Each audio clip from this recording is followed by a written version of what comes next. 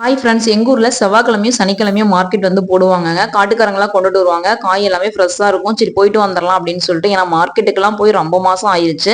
First வீட்டில் இருக்கும் போதெல்லாம் வந்து பார்த்தீங்கன்னா வாரத்துக்கு ஒரு டைம் வந்து போயிட்டு வந்துருவோம். இப்போ வந்து ஒர்க்குக்கு போகிறதுனால சந்தைக்காகட்டும் மார்க்கெட்டுக்காகட்டும் போகிற வேலையே இல்லை. எங்களுக்கு 1 வீக் லீவ் விட்டு இருந்ததுனால சரி நானும் அம்மாவும் மார்க்கெட்டுக்கு போயிட்டு வந்துடலாம், ரொம்ப நாள் ஆச்சு வாங்கம்மா அப்படின்னு சொல்லிட்டு போயிட்டு வந்திருந்தாங்க.